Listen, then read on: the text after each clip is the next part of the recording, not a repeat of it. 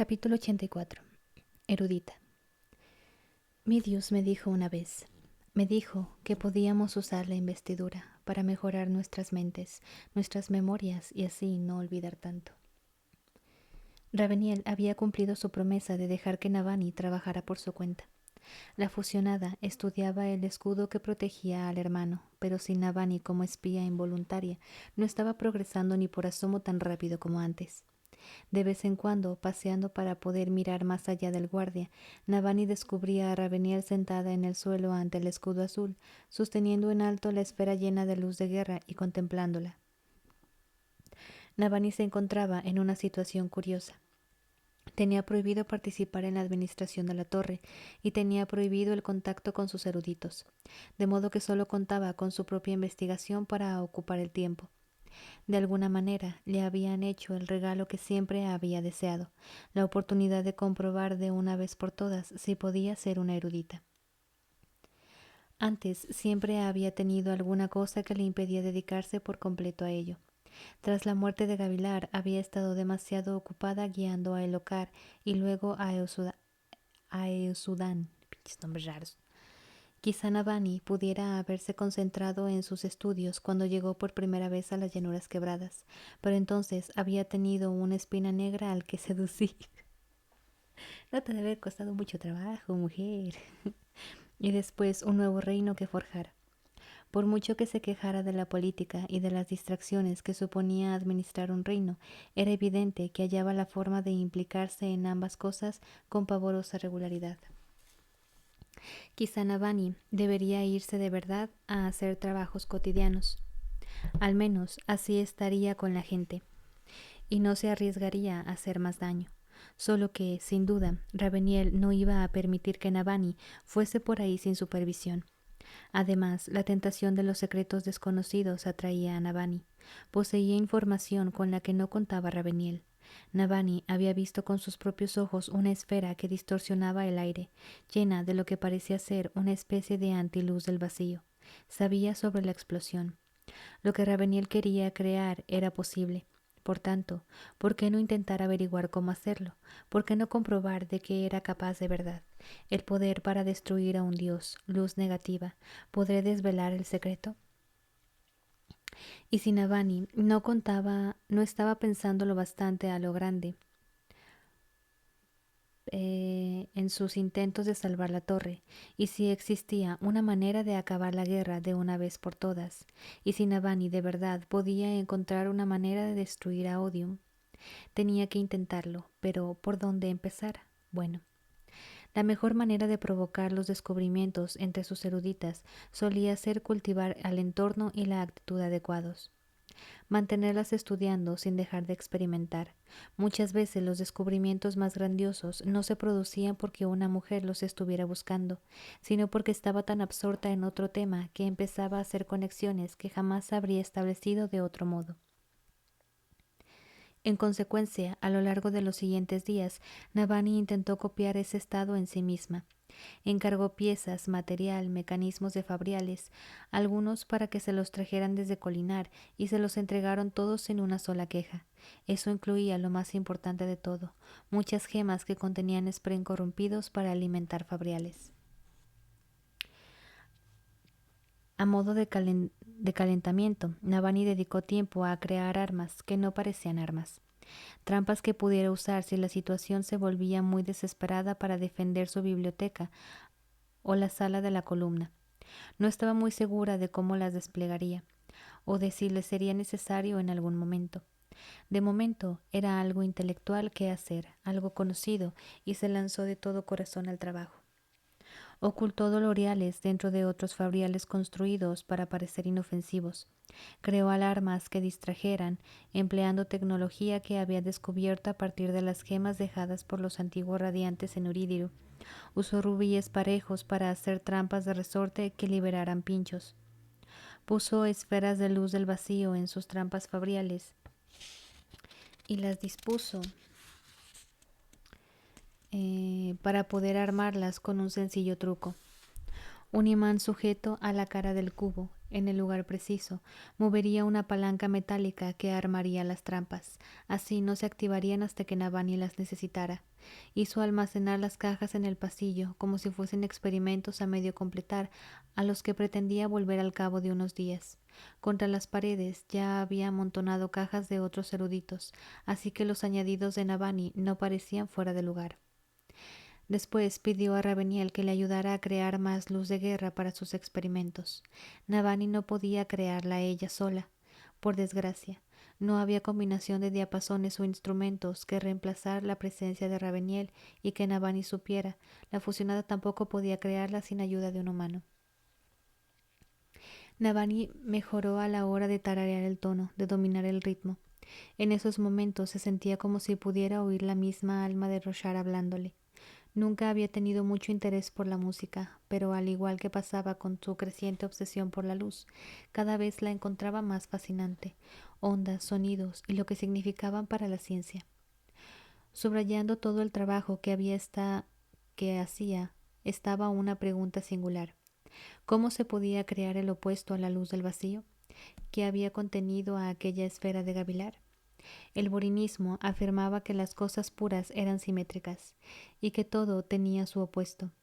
Era comprensible que Raveniel hubiera supuesto que la oscura luz del vacío sería lo contrario de la luz tormentosa, pero en realidad la oscuridad no era lo opuesto a la luz, era su mera ausencia. Navani necesitaba alguna forma de medir la investidura, el poder que contenía una gema, y necesitaba algún tipo de modelo, una forma de energía de la que supiera que existía un opuesto. ¿Qué cosa en la naturaleza tenía un contrario demostrable, medible?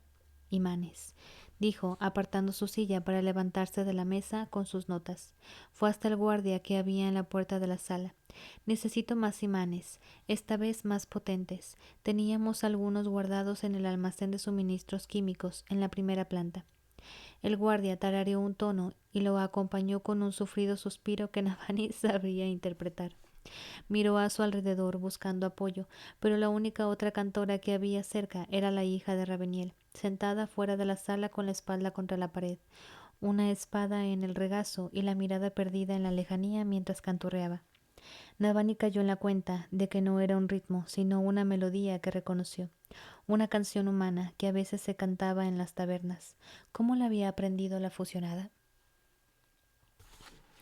Supongo que puedo ocuparme, dijo el guardia a Navani, aunque algunos de los nuestros empiezan a hartarse de tus constantes exigencias. Explícadselo a Raveniel, replicó Navani, regresando a su silla. Ah, y los fusionados usan un tipo de arma que extrae la luz tormentosa de los radiantes a los que apuñalan con ella. Tráeme un poco de ese metal. Eso tendrá que aprobarlo la dama de los deseos, dijo el guardia. Pues pregúntale, andando, no voy a escaparme. ¿Dónde crees que iría? El guardia, un regio en forma tormenta, gruñó y se marchó a cumplir sus encargos. Navani le había sonsacado algunos detalles sobre él durante su encarcelamiento. Había sido un esclavo pashmenio en el palacio de Colinar. El cantor pensaba que Navani debería reconocerlo, y bueno, quizá estuviese en lo cierto, pero los pashmenios siempre habían resultado muy invisibles. Mientras esperaba, probó un experimento distinto. Tenía las dos mitades de un rubí parejo en la mesa. En la gema partida había un spren partido, dividido justo por el centro. Navani intentaba ver si podía usar el método del diapasón para extraer las dos mitades del spren y unirlas en un rubí más grande. Pensaba que eso podría complacer al hermano, que seguía sin hablar con ella. Puso una lente aumentada junto a una mitad de la gema y observó las reacciones del spren de su interior al diapasón. Era un llama spren corrompido, pero eso no debería cambiar la naturaleza del experimento, o al menos eso esperaba Navani. El spren se movía allí dentro, intentando llegar al sonido. Apretaba contra la superficie de la gema, pero no podía escapar. La luz tormentosa puede filtrarse por los microagujeros de la estructura, pensó Navani, pero el spren es demasiado grande. Al poco tiempo llegó alguien al umbral. Navani lo supo al ver que la luz de la lámpara se oscurecía al tener a alguien delante. ¿Mis imanes? Preguntó, extendiendo la mano sin dejar de estudiar al spren. Tráelos aquí. No son los imanes. dijo Raveniel. Dama de los deseos, dijo Navani, volviéndose y haciendo una inclinación desde el asiento. Mis disculpas por no reconocerte. Raveniel canturrió a un ritmo que Navani no pudo distinguir, y luego se acercó a inspeccionar el experimento. Intento recomponer un spren partido, explicó Navani. Según experiencias anteriores, sabemos que romper una gema deja escapar al llama spren, pero en este caso las dos mitades. A la Valentina, ya no llegué, rayos, ¿cómo que ya no llegaste? Sí llegaste, nomás que el live está yéndose y viniéndose y no viniéndose de la forma chida.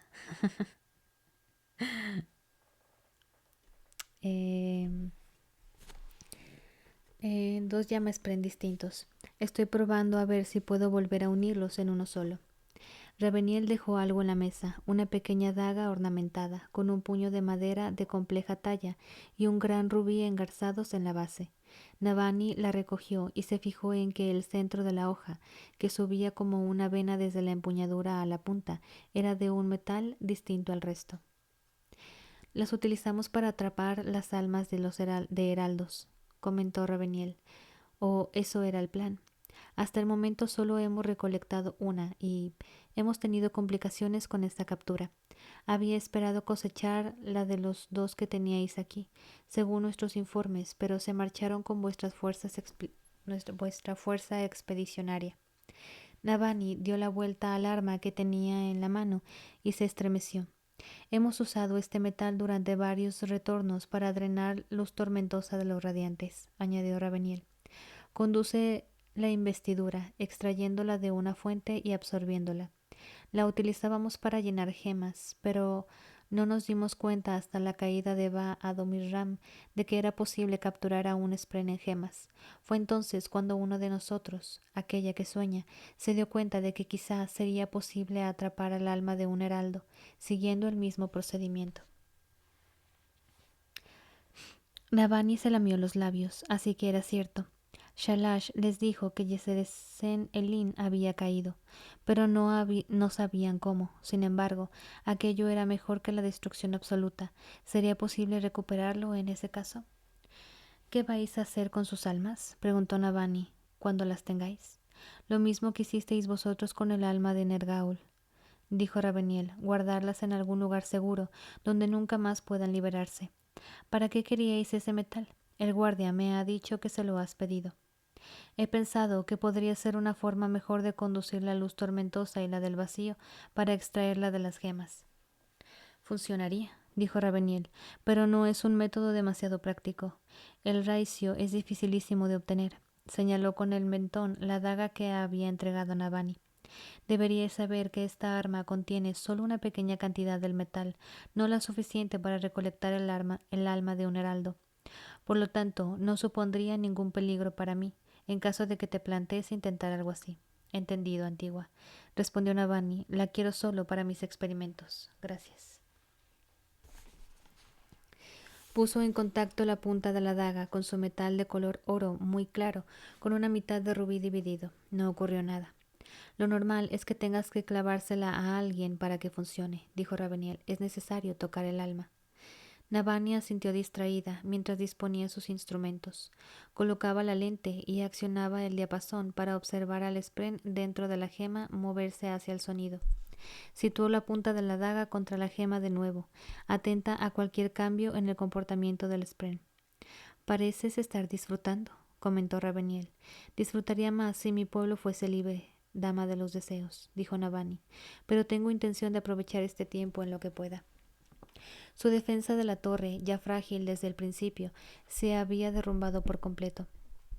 No podía comunicarse con Kaladin, ni hablar con el hermano, ni planear con sus eruditos. Solo quedaba un nodo protegiendo el corazón de la torre de la corrupción.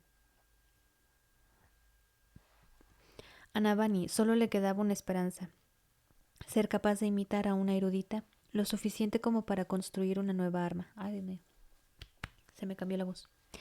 Una arma capaz de matar a un dios. En su experimento no ocurrió nada. El spren no podía abandonar el rubí, ni siquiera con el tono atrayéndolo.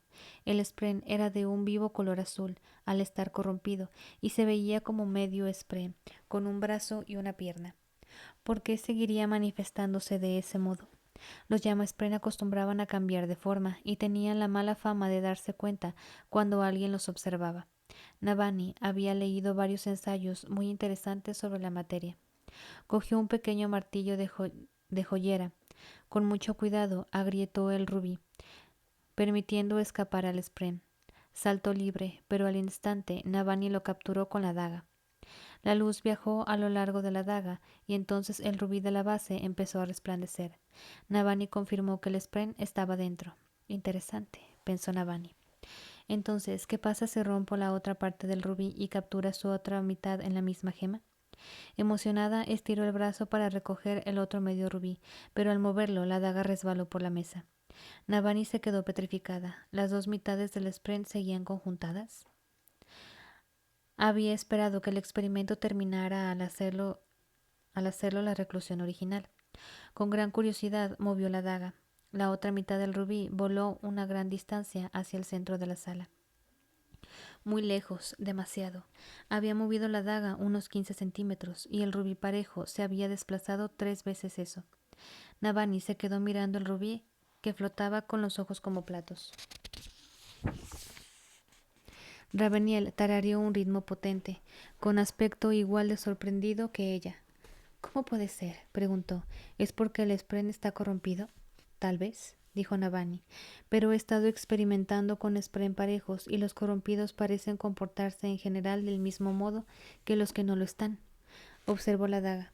La gema del arma es más grande que la que contenía antes al spren. Hasta ahora, siempre había sido necesario partir una gema en dos mitades exactas para conjuntarlas. Es posible que, al mover una mitad a una gema más grande, haya creado algo nuevo. ¿Multiplicación de la fuerza?, preguntó Raveniel. Desplazar una gema grande una distancia corta y provocar que la gema pequeña se mueva mucho más lejos. La energía se conservará si nuestra comprensión de las leyes que rigen los fabriales es correcta, dijo Navani. Hará falta más luz y mover la gema grande será más difícil, en equivalencia al trabajo que realiza la gema pequeña, pero tormentas, las implicaciones. Escribe esto, la urgió Raveniel. Registra tus observaciones, yo haré lo mismo. ¿Por qué?, preguntó Navani. El ritmo de la guerra, Navani. Raveniel lo dijo como si fuese una explicación, aunque a Navani no se lo pareció. Hazlo. Y continúa con tus experimentos. Volví, ¿cómo vas? ¿Leíste lo de David y su condición? Apenas estoy en el capítulo 84, ya lo estoy por terminar. O sea, apenas empecé a leer otra vez. Me tomé un descansito mientras me comía un sándwich insípido. Déjame le tomo mi café. Que este sí no está insípido. Le doy un putazo a mis lentes también de una vez. Entiendo, provecho. Gracias, gracias. Lo haré. Dijo ella, pero dama de los deseos, he topado con otro problema. Necesito alguna forma de medir la fuerza de la luz tormentosa en una gema. Raveniel no le pidió detalles. Existe una arena que hace eso. Dijo, ¿arena? Es negra en su estado natural, pero se vuelve blanca en presencia de luz tormentosa. En consecuencia, puede utilizarse para medir la fuerza de la investidura. Cuanto más poderosa sea una fuente de energía cercana, más deprisa cambia la arena. Te la conseguiré. Canturrió en voz muy alta. Esto es impresionante, Navani. No creo que haya conocido a una erudita tan capaz como tú desde hace muchos retornos. No soy una... Navani no terminó la frase. Gracias, dijo en vez de eso. Ay, mira. ¿Arena? Al parecer, güey. Al parecer, una arena que cambia de color.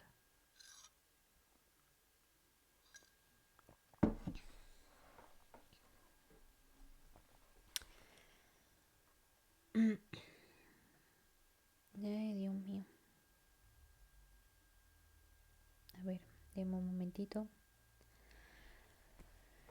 El café está de arena blanca. Ándale. Me está haciendo efecto el café muy rápido.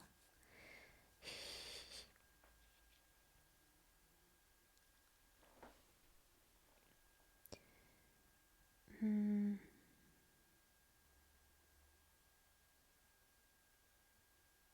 jeje. Ok, continúo. ¿Tú ya leíste Arena Blanca? Yo apenas lo compré, pero no lo he leído y lo tengo muy bonito en mi librero. Si lo leo en live, tendría que poner una cámara direccionada al libro, porque pues si no, ¿cómo van a ver las ilustraciones? Uy. Capítulo 85. David. Ay, no, este es... No, esperaré la nueva versión. Yo tengo, creo que son 3 en 1, no sé, está tremendo el libro. Jeje. Pero está bonito. ¿Por qué iba yo a querer recordar? David llevaba toda la vida siendo diferente. Era la palabra que había usado su madre, diferente. A él le gustaba la palabra. No intentaba fingir. Era cierto que había algo diferente en él. Ay, siento que este capítulo me va a gustar. Aunque me interesa si lo lees. A lo mejor más adelante. Después de este voy a leer otro que tengo pendiente. Se llama... ¿Cómo se llama, güey? A ver, déjame lo pongo aquí. A ver...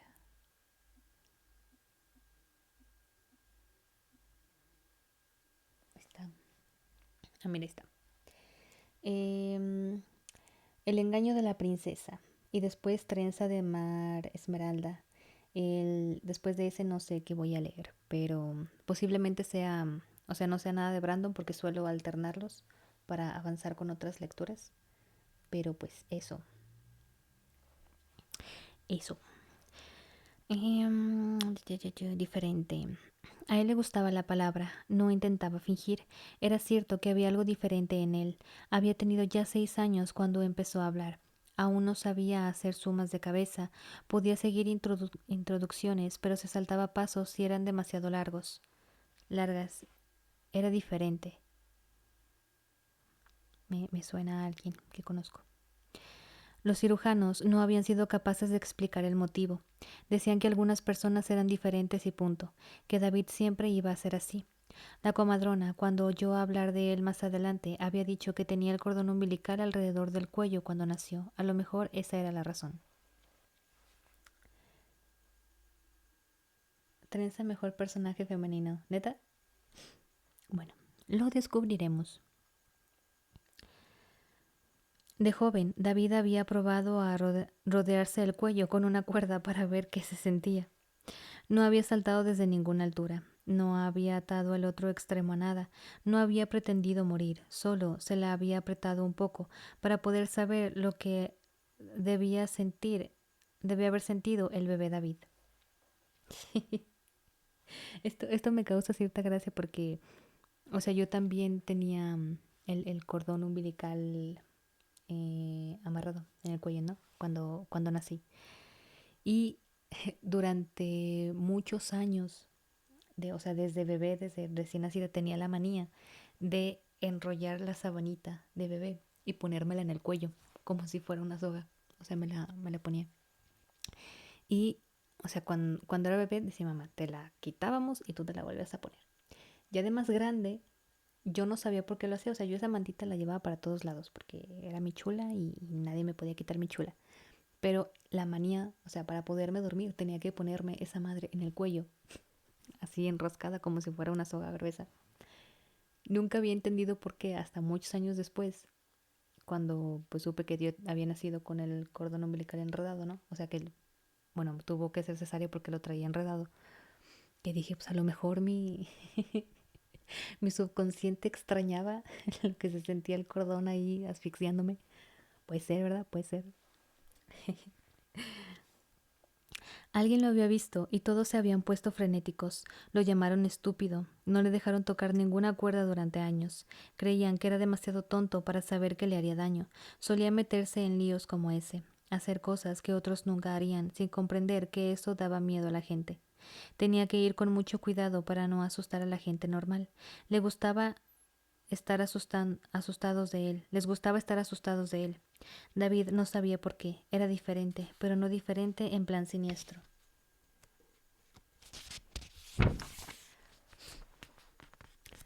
Todo había empeorado cuando murió su madre. La gente se había vuelto más mala ese día. No fue culpa de David, él ni siquiera había estado presente, pero de pronto todo el mundo era más malo. Terminó en la guerra sirviendo a un ojos claros, lavándole la ropa. Cuando la esposa del hombre dio a luz a un bebé ojos oscuros, todos se habían enfadado con David. Él les había explicado que se equivocaban. La gente se equivocaba a veces. No fue hasta mucho más tarde cuando comprendió que la brillante señora había mentido, para que castigaran a alguien que no fuese su amante secreto. David podía entender las cosas si tenía tiempo para pensar en ellas, a veces. El inconsciente desde la etapa prenatal, interesante, ¿sí? Parece que sí. No fue hasta mucho más tarde cuando comprendió que la brillante señora... a veces. Había acabado haciendo carreras de puentes. David no recordaba mucho de esa época. Había perdido la cuenta de los días. En esos tiempos apenas había hablado. Estaba confuso, estaba atemorizado, estaba furioso, pero no dejaba que la gente supiera que estaba furioso. La gente se asustaba y le hacía daño cuando estaba furioso. Había hecho su trabajo, con más terror a cada día que pasaba. Seguro que iba a morir, de que iba a morir. De hecho, había decidido que ya debía de estar muerto, así que cuando el caballo de un soldado del propio Sadeas lo había arrollado, empujado y derribado con el brazo roto, David se había quedado acurrucado esperando la muerte. Y entonces, Caladín bendito por la tormenta, a él le daba igual que David fuese diferente. Le daba igual que David se hubiera rendido. Caladín lo sacó a rastras de la condenación y le concedió otra familia. Ay, voy a marcar esto.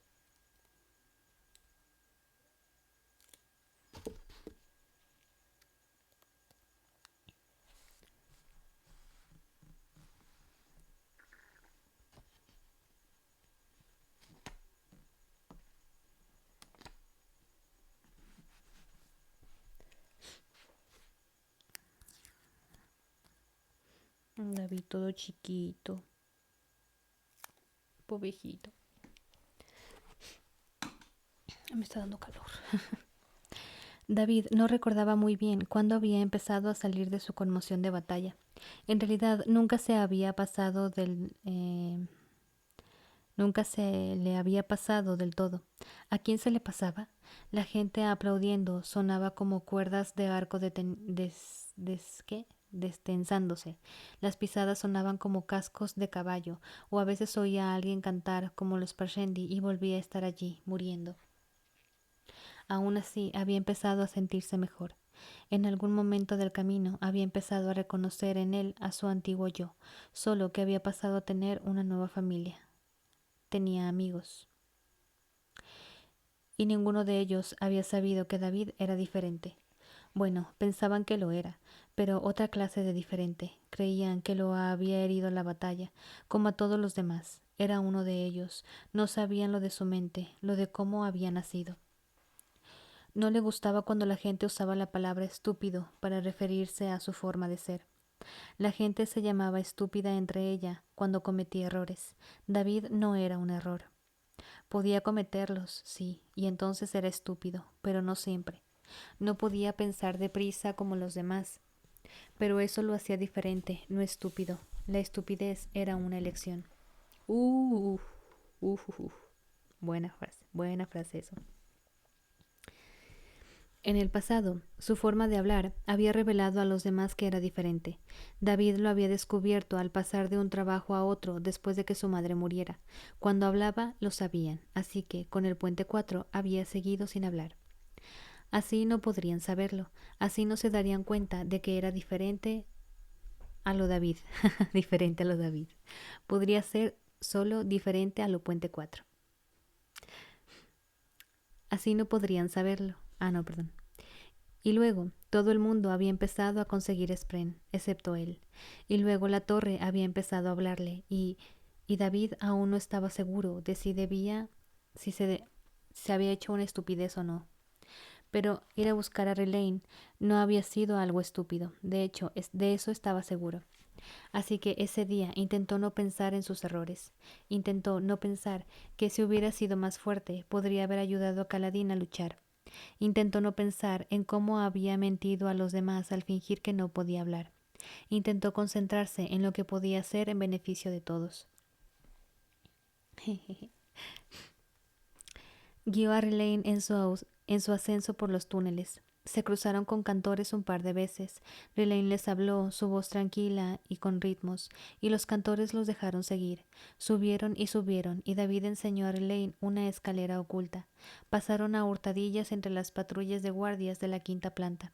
Arriba y más arriba. El corazón de David atronaba, preocupante. Lift se reuniría con ellos, como había prometido.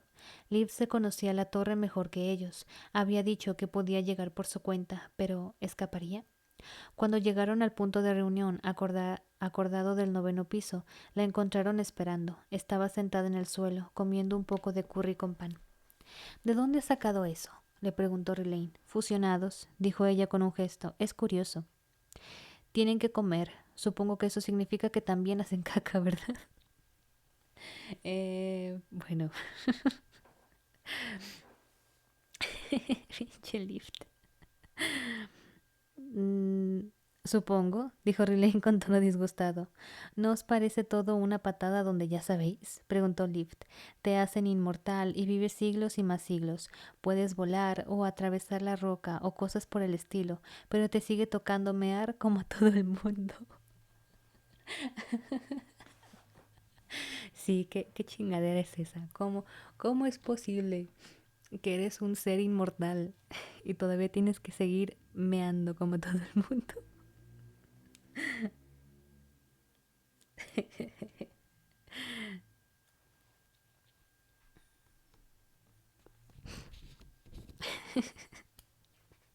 Ay, perdón.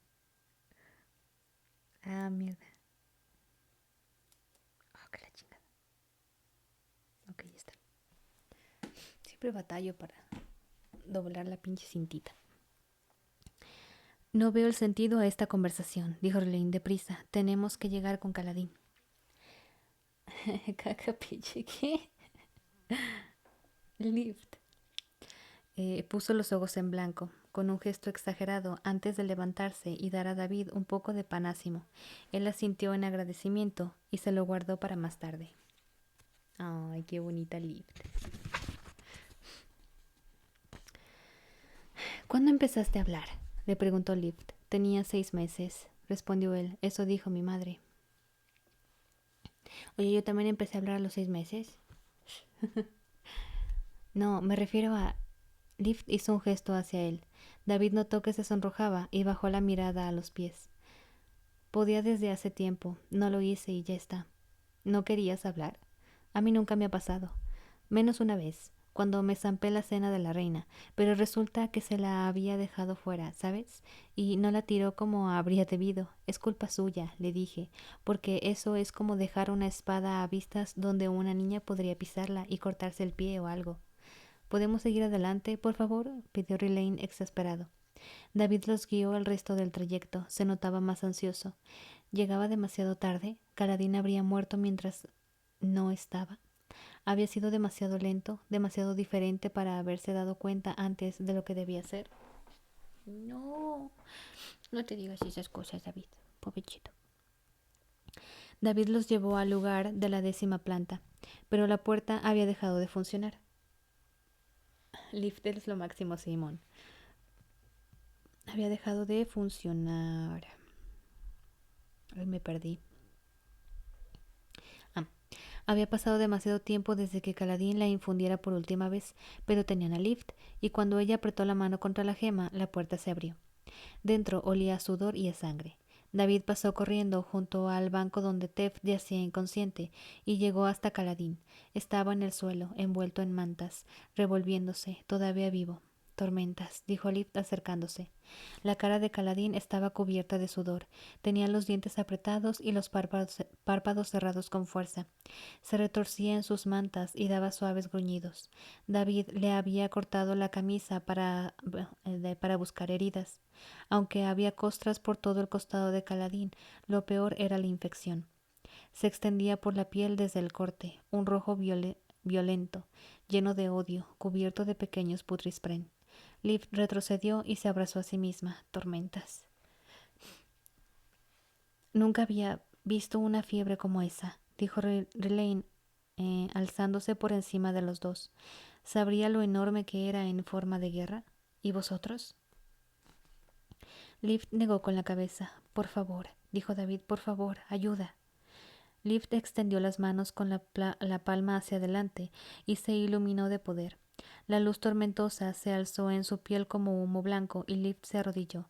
Retrocedió un poco cuando Caladín volvió a hacer aspavientos, pero luego se lanzó hacia adelante y le apretó la mano contra el pecho. La rojez retrocedió al instante y los putrisprén huyeron, como si no pudieran soportar la intensidad de su contacto. Caladín arqueó la espalda, le hacía daño. Entonces se derrumbó en las mantas. Liv le apretó la otra mano en el costado y la herida siguió sanando, la rojez escapando. Liv arrugó la frente y se mordió el labio. David hizo lo mismo. A lo mejor servía de algo. Liv empujó tanta luz tormentosa al interior de Caladín que él también empezó a brillar. Cuando Liv se echó hacia atrás, las costras cayeron del costado de Caladín, dejando su piel suave y nueva. Ha sido difícil, susurró ella, más difícil que cuando salvé a Gax. Se secó la frente. Estoy sudando. Gracias, dijo David, cogiéndole la mano. Bah, dijo ella. Uy, era la mano con la que Liv acababa de quitarle el sudor de la frente. Gracias, repitió él. Ella se encogió de hombros. Mi maravilla. La parte de resbalar ya no funciona, pero esto sí, no sé por qué. David tiene retardo mental, sí.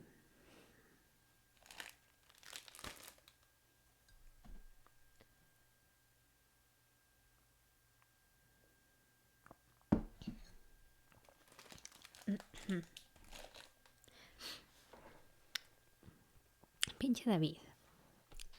Me caes muy bien. Relaine fue a cerrar la puerta. David intentó poner cómodo a Caladín amontonando una manta para hacerle una almohada. Su amigo seguía inconsciente, pero ya durmiendo en paz. Tengo muchas preguntas, David, dijo Relaine. La primera de todas es, ¿por qué guardabas silencio cuando podías hablar? No tiene por qué decir nada si no quiere, intervino Liv. Sí. Ya había encontrado las raciones que guardaban allí y estaba comiendo. Caray. Es del puente 4, dijo Relaine. Somos una familia. La familia no se miente. Lo siento, dijo David en voz baja. Es solo que no quería que supierais que soy diferente. Todos somos diferentes. Lo amamos a David. Sí, güey. Pinche David precioso. Todos somos diferentes, respondió Relaine cruzándose de brazos. Tormentas. Qué miedo daba en su armadura de caparazón. Yo soy más diferente, dijo David. Yo nací diferente. ¿Te refieres a que naciste, ya sabes, retrasado? Preguntó Relaine. Ay, pero no lo digas tan brusco. David torció el gesto. Odiaba esa palabra, aunque Relaine no la había dicho con odio. Para él era solo una palabra. Tocado, dijo Liv. He conocido a muchos niños como él en la calle. No piensan igual que todos los demás. A veces pasa. A veces pasa, convino David. Me pasó a mí. Ay.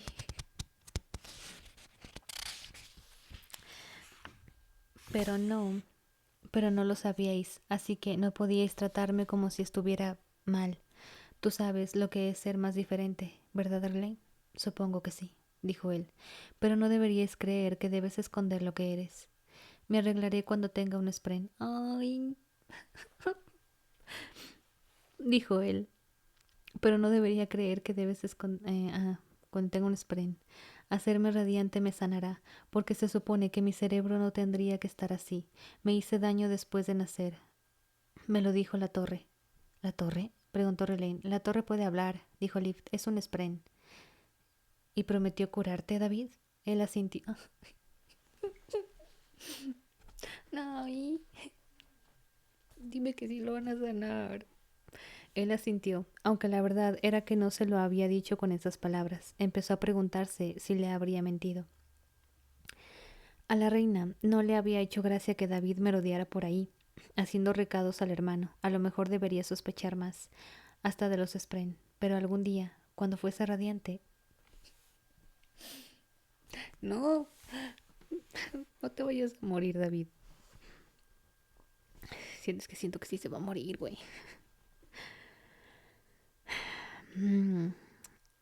Riley sacó del montón unas sábanas limpias para Caladín.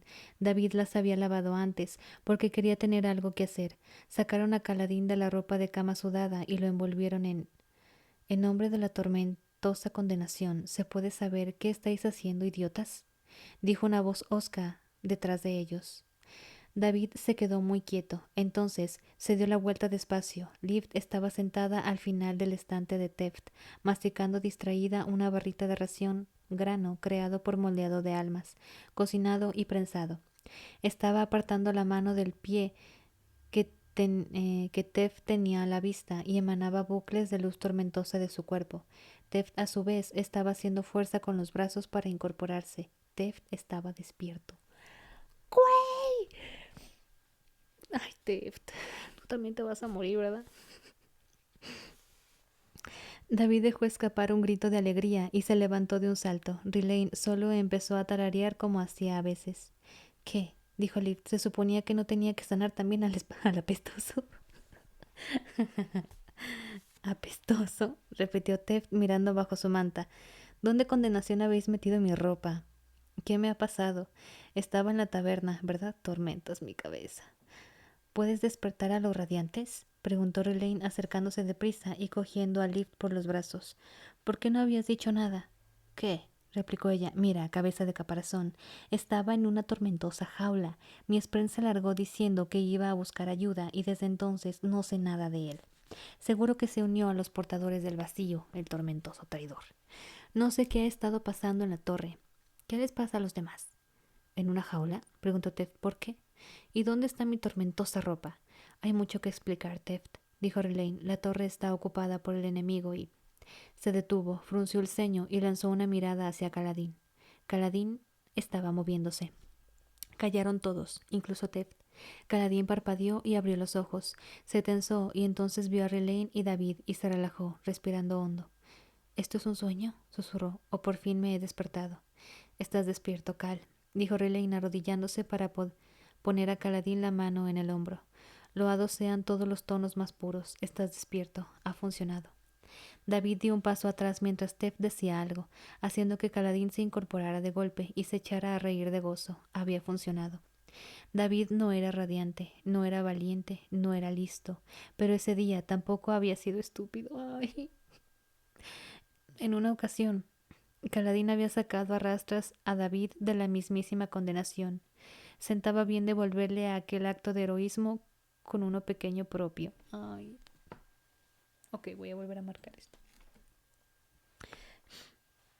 No manches. ¿Cómo no querer a David, güey? Si alguien viene y me dice que David no le cae bien, le voy a poner un putazo en el mero hocico.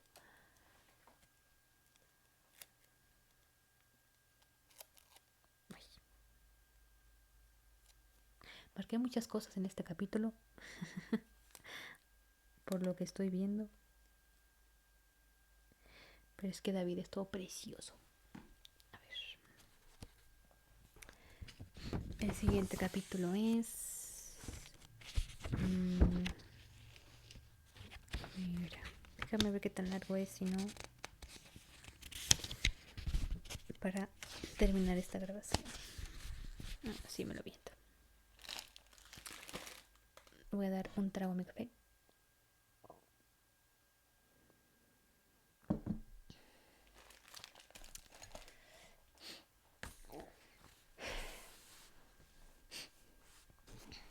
Capítulo 86. La canción de las mañanas. 1 año y medio antes. Según progresaba la guerra contra los humanos, Benli estaba cada vez más segura de haber tomado la decisión correcta. ¿Cómo podía su pueblo, tras generaciones de estancamiento, tener alguna esperanza de resistir por sí mismos en el mundo? Si los informes eran ciertos, los humanos volvían a tener potenciadores como los de las canciones. Ulim tenía razón. Se avecinaba una guerra mayor que aquella. El pueblo de Benli debía estar preparado. Benny estaba de pie con los brazos cruzados, armonizando a confianza, mientras veía una cuadrilla de guerra oyente regresar de una excursión. Eshonai y sus soldados habían triunfado y traían con ellos una enorme gema corazón. La propia Eshonai se la entregó a Denshil, que estaba al cargo de los cultivos de la ciudad. Los guerreros de Eshonai no tenían aspecto de vencedores. Ensangrentados, heridos, sus antiguas armas flanqueando en sus manos como lastradas por suelo espren. No pocos soldados caminaban solos, parejas de guerra que habían perdido un miembro. Benny los observó con oculto regocijo, seguro que estaban a punto de quebrarse. Si Benny lograba llevarles una forma de poder, ¿la aceptarían? Aunque recordaba su propia vacilación, su debilidad, cuando había emprendido aquella senda hace años. En aquella época se la consideraba una joven, aunque se hubiera desarrollado del todo. Transcurrido ese tiempo ya era adulta, veía las cosas con ojos de adulta. Tomó un atajo por una calle secundaria de la antigua ciudad y pasó por grandes paredes cubiertas de crem que parecían altos riscos de piedra natural. Habría que hacer un corte profundo con una hoja esquilada para encontrar la piedra labrada de su corazón. Aquella ruta era más directa, así que Benli ya estaba esperando cuando Denshil pasó por allí con la gema corazón. Era flacucho hasta llevando la forma de trabajo y tenía una piel jaspeada en rojo y negro, que parecía auténtico mármol tallado. Áspero y vasto, se sobresaltó al ver a Benli. ¿Qué estás haciendo? Sisió Denshil la ansiedad mientras Benli echaba a andar a su lado. Comportándome con naturalidad, respondió ella. Estoy al mando de nuestros estudiosos. Es normal que visite a nuestros granjeros y vea cómo progresa su trabajo. Denshil siguió pareciendo nervioso, pero al menos armonizó a paz mientras andaba. No tenía importancia. Se cruzaron con pocos oyentes por las calles. Todos los que no eran imprescindibles como granjeros, cuidadores o en otros trabajos esenciales se habían unido a Eshonai. Con una poesía que rayaba en la perfección, eso garantizaba que los oyentes más valerosos, los que más probable era que resistieran a Benli cuando les llevara la forma tormenta, estuvieran combatiendo en el frente a diario, muriendo. Cada uno de sus cadáveres acercaba a Benli un paso más hacia su objetivo. Había dejado de fingir que aquello era solo para proteger a su pueblo. A medida que iba siendo más ella misma y ganaba confianza, había terminado por decidir lo que de verdad quería. La auténtica libertad, acompañada del poder para asegurarse de que jamás tendría que depender de nadie, oyente o espren. La verdadera libertad no podía existir mientras otra persona tuviera poder sobre una. De modo que sí, su trabajo tenía por objetivo ayudar a su pueblo, en parte, pero muy en el fondo de Benli, donde se iniciaban los ritmos, se había prometido a sí misma que ella sería quien más libertad obtuviera. Ani, ¿te cae mal Benli? ¿Te cae Benli? Mira, en estos momentos, cuando está haciendo todo su desmadre con lo de los Spren y demás, sí me cae medio mal. Se me hace así como bien mamona, como que pónganme atención nada más a mí y yo esto, yo aquello. Ya más, o sea, ya en la actualidad, por ejemplo, ahorita que ayudó a escapar a Lift y todo eso, ya no me cae tan mal. O sea, no le perdono lo que hizo, sus chingaderas. Pero dices, bueno, ya, te lo paso tantito, pero nomás tantito.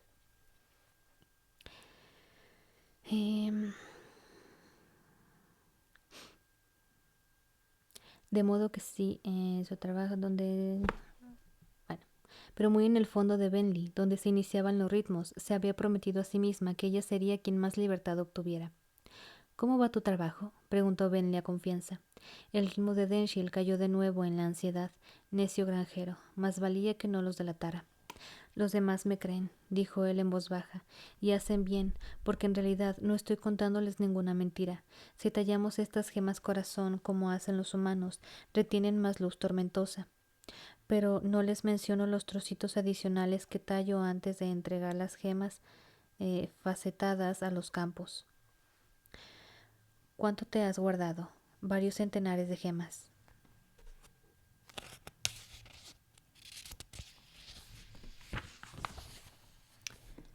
Necesito más, dijo Bentley. Denshield armonizó a irritación, con todo el descaro del mundo. Más. Pero, ¿qué clase de ritmo loco estás escuchando? Necesitamos una para cada oyente de la ciudad. No puedo, dijo él. Si tú puedes, lo interrumpió Bentley a reprimenda, y lo harás. Talla las gemas más pequeñas, entrega menos a los campos. ¿Y si acabamos muriendo de hambre por culpa de eso? Las gemas se rompen, ¿sabes? Cuando les cantas, se nos van a terminar. No viviremos lo suficiente para pasar hambre, Denshield. No si los humanos llegan hasta aquí, no si encuentran a tus niños y les arrebatan sus canciones. El hombre armonizó a anhelo al instante. Los oyentes tenían pocos hijos en los últimos tiempos. La mayoría habían dejado de adoptar la forma carnal hacía años, y en todo caso nunca habían sido tan fértiles como al parecer eran los humanos. Piensa en cómo podrías mejorar las cosas, dijo Bentley, para ellos, Denshield, para tu hija. Deberíamos llevar esto ante los 5, repuso él, y lo haremos. Podrás ver con tus propios ojos cómo les expongo la propuesta. Esto se hará como es debido. Tú y yo estaremos preparando el camino, nada más. Denshield asintió, y Bentley dejó que se adelantara correteando hacia el antiguo edificio donde practicaba la talla de gemas, un arte que le había enseñado Ulim. Dio un nombre al viento y volverá, pensó, reparando en una luz roja que emanaba del interior de un viejo edificio abandonado. Habían tenido que sacar la ventana para poder entrar. Bentley se acercó paseando y Ulim salió por el alféizar, invisible para todos menos para quienes elegía. Has aprendido a mentir muy bien, dijo el Spren a su misión. Así es, respondió ella. ¿Estamos preparados? Casi. Siento la tormenta en el otro lado. Creo que ya está casi aquí. ¿Crees? Preguntó Bentley con brusquedad. No puedo ver en Shadesmar, espetó la mofa. Bentley no comprendía del todo las explicaciones de Ulim sobre lo que estaba ocurriendo, pero sabía que en Shadesmar estaba acumulándose una tormenta. De hecho, llevaba generaciones creciendo, incrementando su furia, su intensidad. Bloqueaba el camino a condenación. Esa tormenta era de donde procedía el propio Ulim en un principio. También había en ella millares de otro tipo de Spren. Tormenta Spren. Eran criaturas sin mente, como los viento Spren o los llama Spren. Bentley tenía que buscar la manera de atraer a esos Spren fuera de Shadesmar y capturarlos. Con ese objetivo, el dios de dioses, el antiguo llamado Odium, había separado una gran porción de la bullente tormenta. Esa tormenta era su fuerza, su esencia. A lo largo de dolorosos meses había desplazado esa tormenta por el terreno, inadvertida hasta llevarla allí, más o menos, casi. ¿Qué pasará cuando mi tormenta llegue a este mundo? Preguntó Bentley a curiosidad. ¿Tu tormenta? Soy yo quien va a invocarla, Spren, dijo ella. Es mía. Sin duda, dijo él, un poco demasiado deprisa y con demasiados aspavientos. Ulim se había vuelto servil en los últimos años y le gustaba fingir que su traición a Bentley en el palacio de Colin nunca había tenido lugar. Cuando esta tormenta llegue, me servirás, afirmó Bentley. Ya te sirvo. Apenas. Prométemelo, me servirás. Serviré, dijo él. Lo prometo, Bentley. Pero antes tenemos que traer a los tormentas Spren a este lado y convencer a los oyentes de que tomen las formas. Lo segundo no será un problema. Estás demasiado segura de eso, objetó él. Recuerda, mataron al rey Alessi justo para impedir que sucediera esto. Los muy traidores. Ulim se había obsesionado con esa idea, aunque había... Espera un momentito.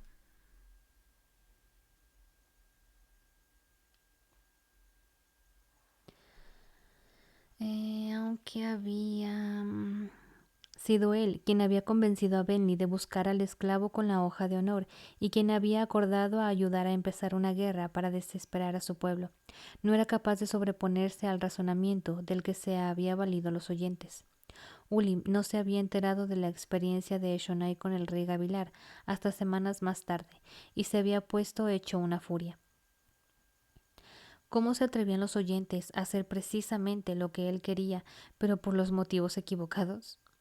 Pequeño Spren estúpido. Bentley armonizó escepticismo y casi sintió algo distinto, algo más, un ritmo mejor, justo fuera de su alcance. Piensa menos en eso, dijo Bentley, y más en tus deberes. Sí, Bentley, respondió él con voz arrulladora y hablando a sumisión. Vas a quedarte pasmada con el poder que obtendrás de la forma tormenta, y la tormenta gigantesca que traerás a este lado no te parecerá a nada que el mundo haya visto jamás. El poder en crudo de Odium recorriendo el mundo en la dirección inversa. Arrasará a los humanos, los dejará hecho polvo y fáciles de conquistar, maduros para tu dominio, Benli. Basta, dijo ella. No te empeñes tanto en convencerme, Ulim. No soy la niña que encontraste al llegar aquí. Cumple con tu tarea y pon la tormenta en posición. Yo capturaré a los tormentas Spren. Pero, ¿cómo? ¿Cómo? Son los Spren de las tormentas, ¿verdad? Bueno, de una tormenta, dijo Ulim. En el pasado se pasaban casi todo el tiempo dentro de Gemas Corazón.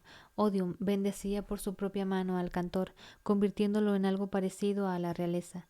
La verdad es que los tormentas Spren no vagaban mucho por ahí. ¿Realeza?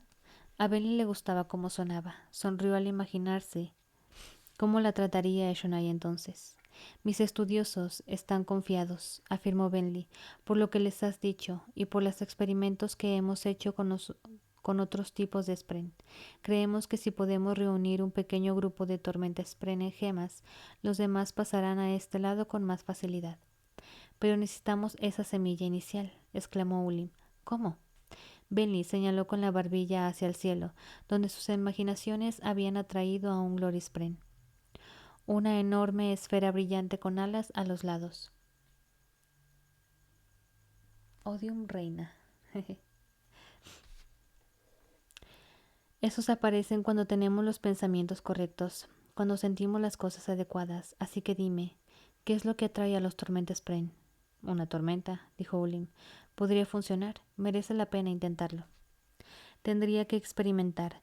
Incluso con la ayuda de Ulim habían sido necesarios varios intentos para descubrir la forma diestra, y eso que era una forma relativamente fácil.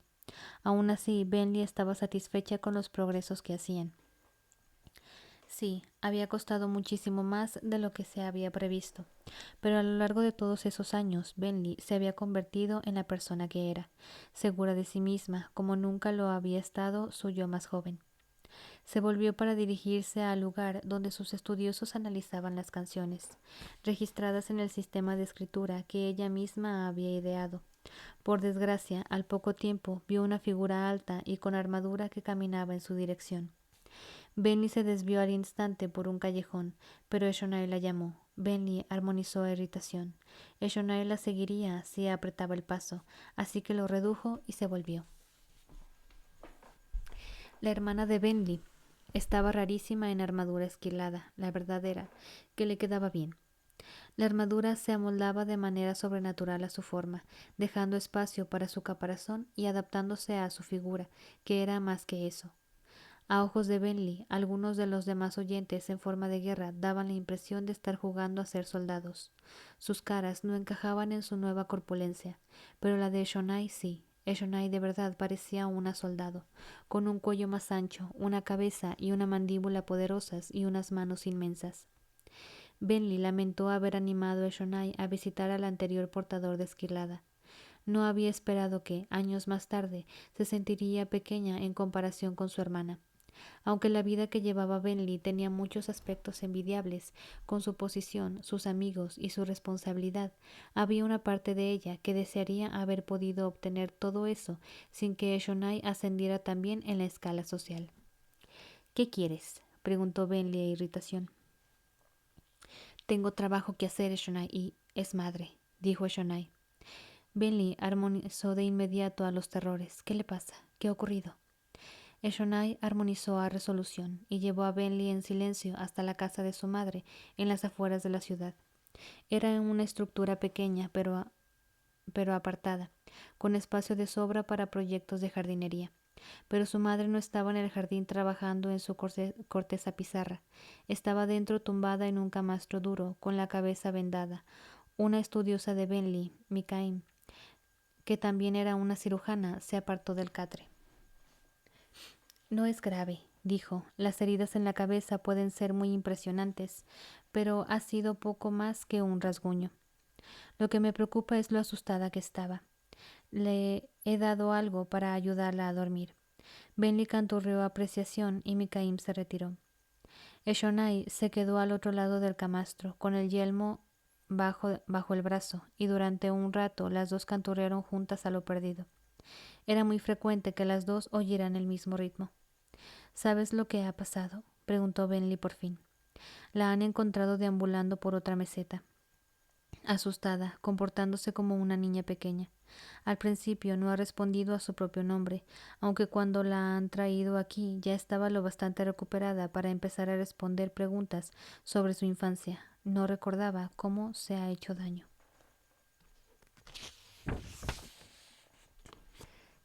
Benny respiró hondo y escuchó el persistente ritmo de lo perdido, violento y con notas bruscas y separadas. Quizá tengamos que impedirle salir de su casa, dijo Eshonai. No, exclamó Benny, eso nunca. No podemos hacerle eso, Eshonai. ¿Reclusión además de su dolencia? Eshonai armonizó a reconciliación y se sentó en el suelo, raspándolo un poco con su armadura esquilada. Tienes razón, claro.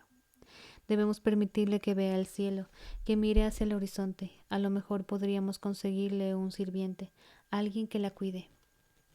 Es una medida aceptable, dijo Benny, moviendo los pies al lado del camastro. Tendría que ir a ver cómo les iba a sus estudiosos. Eshonai se apoyó en la pared con mucho cuidado, por el peso de su armadura esquilada.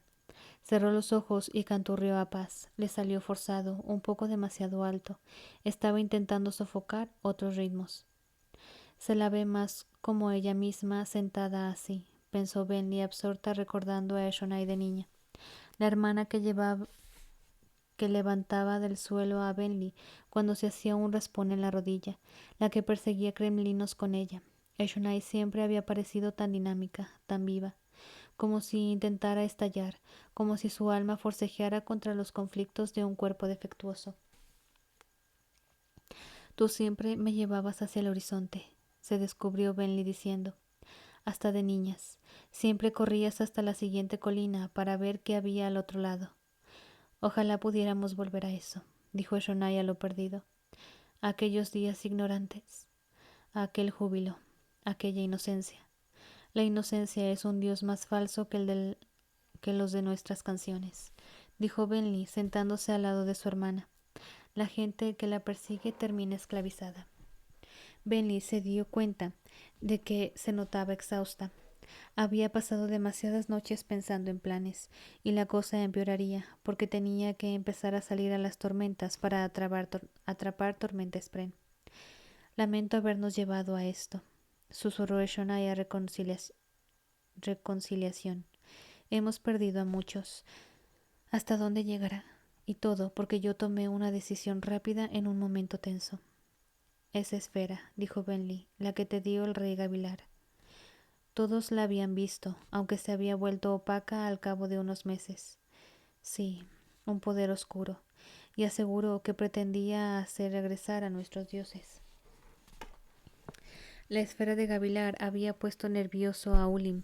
El pequeño Sprem decía que Gavilar no había estado colaborando con él ni con ningún otro agente de Odium. Afirmaba que, de hecho, era hostil a ellos, así que Ulim no tenía ni la menor idea de cómo había podido obtener la luz de Odium. A lo mejor, dijo Benly, si los humanos buscan contactar con nuestros dioses, puede que nosotros también debamos explorar esa opción. Quizá lo que dicen nuestras canciones sea... Para, le interrumpió Eshonai a reprimenda. Benly, ¿qué estás diciendo? Tú deberías comprender mejor que muchos la necedad que sería eso. Siempre soy una necia para ti, ¿verdad? Benny armonizó a irritación. Por desgracia, aquella era la Eshonai a la que había llegado a conocer. No la niña que la animaba, sino la adulta que la contenía, que la ridiculizaba. Canta la canción conmigo, pidió Eshonai. Terribles y grandiosos eran, pero, por favor, no conviertas esto en otra lección, Eshonai, dijo Bentley. Solo déjalo estar. ¿Quieres? Eshonai calló y luego armonizó a reconciliación. Se quedaron las dos sentadas un rato mientras la luz de fuera se apagaba a medida que el sol caía hacia el horizonte. Bentley se descubrió canturreando también a reconciliación. Exploró el ritmo y encontró un tono complementario al de Eshonai, pretendiendo de nuevo, por un breve instante, estar en armonía con su hermana. Eshonai cambió poco a poco a anhelo y Bentley la siguió, y luego con cautela Bentley pasó a alegría. Eshonai la siguió a ella en esa ocasión. Juntas crearon una canción y Bentley empezó a cantar. Habían pasado, años desde que había practicado las canciones. Ya hacía mucho tiempo que no se consideraba una aprendiza de guardiana de las canciones. Tenía a muchos otros para mantener viva su tradición, después de haber unido a las familias. Pero aún recordaba las canciones. Aquella era la canción de las mañanas, una canción de aprendizaje, pensada para entrenar a un niño pequeño hacia los ritmos y las canciones más complejas. Había algo satisfactorio en una canción sencilla que podías cantar bien. Podías añadirle tu propia complejidad y podías cantar el alma de la canción en vez de esforzarte en no fallar la letra ni desafinar las notas. Benny dejó que su voz se perdiera al final y el canturreo de Shonai se silenció. Cayó el ocaso fuera de la casa. Era el momento erróneo, perfecto para la canción de las mañanas. Pero a Bentley le encantaba que hubiera salido tan bien de todas formas.